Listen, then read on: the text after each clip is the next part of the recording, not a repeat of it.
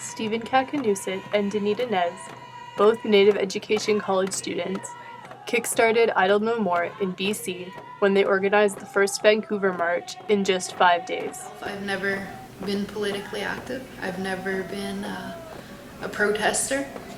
And that day that I came in, 5 days before the 10th, was the very first time I decided to put my mind forward and do something like this. I've always wanted to change my community, my area, and help my people. And I couldn't figure out how. I thought law enforcement was the key. I learned about law enforcement and I'm enforcing someone else's law. And I couldn't do that to my people because that's not going to change us. That kind of law has been imposed on us for far too long. So change is my motivation. Nez and Kakinoosit have been organizing marches and teach-ins throughout the province since their first march on December 10th. They ultimately want to make a change against the federal government's Bill C-45, which, among other things, makes changes to Aboriginal land rights. There's 3 of us who did the December the 10th organization, and we did it in 5 days. And we're high school dropouts. We're just newly back getting into school. Some, like myself, with drug and alcohol issues that I'm dealing with now, and it's like at first I was just like, wow, like this is pretty intense what we're doing. But then after the success that we had on December the 10th, I was like, well, if we could do this in 5 days, just imagine what we could do in a week with like 10 people, and then it just kept growing. We're sending a message to the Conservative government. Help us to fix the problems that are in our communities.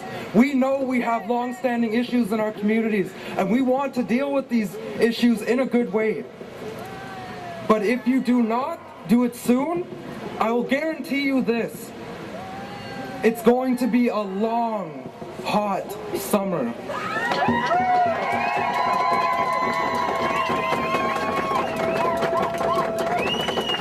This all started because I seen the chiefs when they all gathered to go into the office at the Parliament building. Chief Isidore Day, Wallace Fox, even Sean Atleo was there.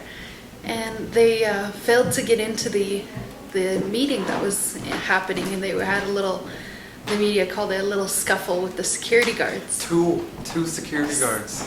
So I was watching that unfold one day at home. I wasn't in school. And the next day when I did come to school, I seen my classmates were all just sitting there. And I walked in and I said, "Did you guys see what happened on the news? Did you see what our chiefs did?"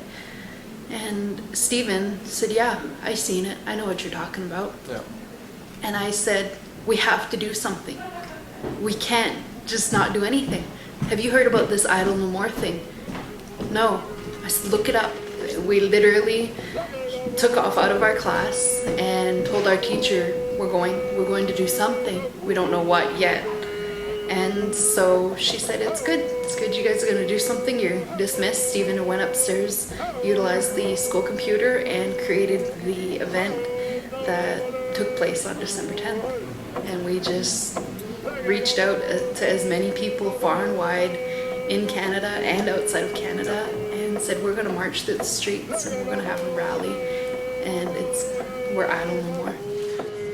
Really commending the young people, for whom I can no longer say that I am one, since I have kids in their 20s, that the circle dances and the powerful expressions of culture and resilience that we're seeing across the country will only grow.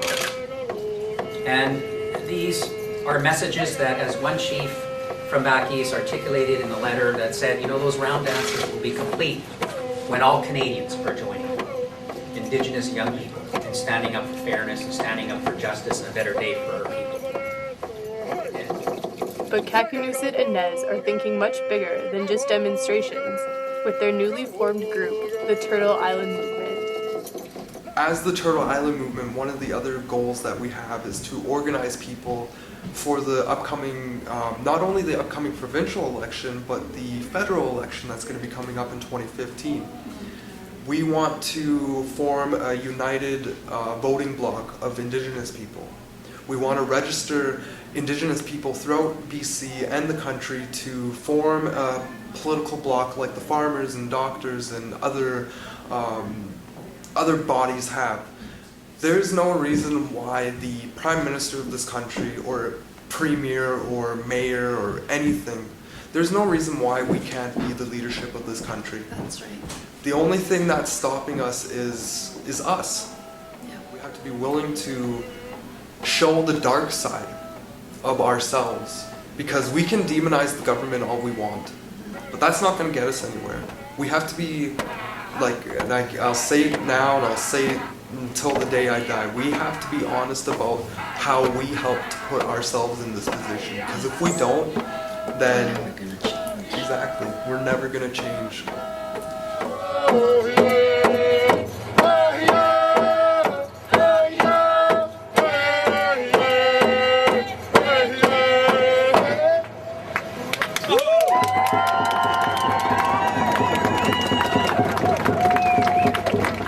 The reason I feel that this movement came about is because us, the youth, we're tired of the trickery, we're tired of the lies, we're tired of the false promises. We grew up watching our parents work day in and day out. Yeah. And what did they get? They got spat on. They got called chugs. Yeah. They got called drunks. They got called wagon burners. Like, my father tells me he used to play hockey. And he was one of the only Aboriginal kids on his hockey team. Every time he stepped out on the ice, he faced racism.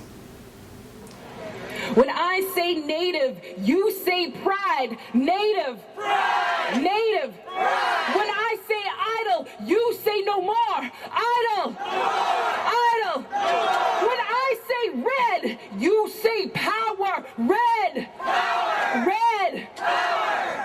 Woo. Instead, there is a moment that is being grasped to dig deep and look at the deep context and the history of where these challenges have come from.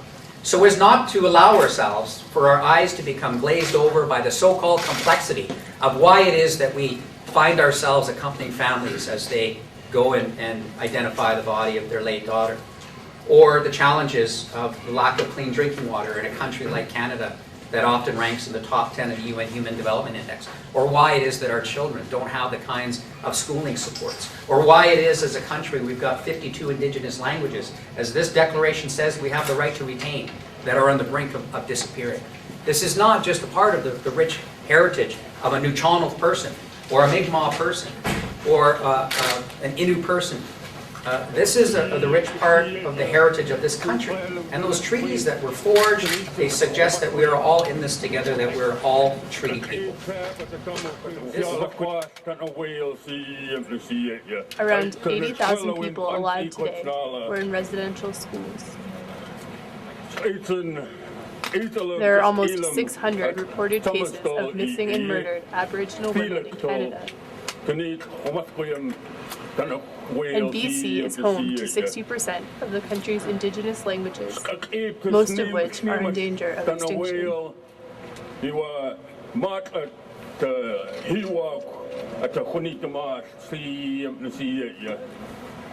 Will the youth's efforts really be enough to make a change? Stephen Harper, Here, it's us, two youth, 20, 25 years old, dealing with this, saying, yeah, you're older than us, but can you help us? Will you follow us? Because we're doing this for our future generations, and we're doing this so that you guys can see this in your lifetime. So it's just taken that time to remember who we are.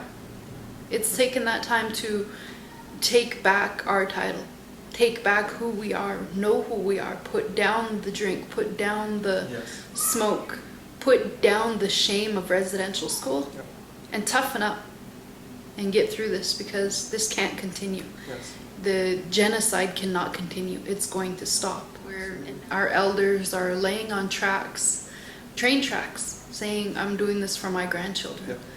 I, as a mother, am saying, I'm out here fighting, pounding the pavement, raising my voice, overcoming fear, which is shyness, and lack of a voice, and demanding that this government slow down and take a look at the people.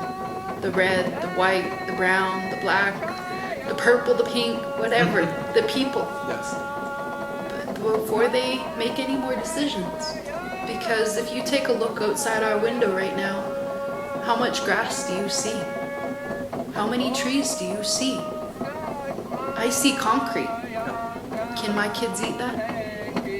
That's what led to this movement, was the fact that we've seen all of this and we said no more. We will no longer take this. And if our parents wouldn't or couldn't do it, then we'll do it. It's time to break the cycle. We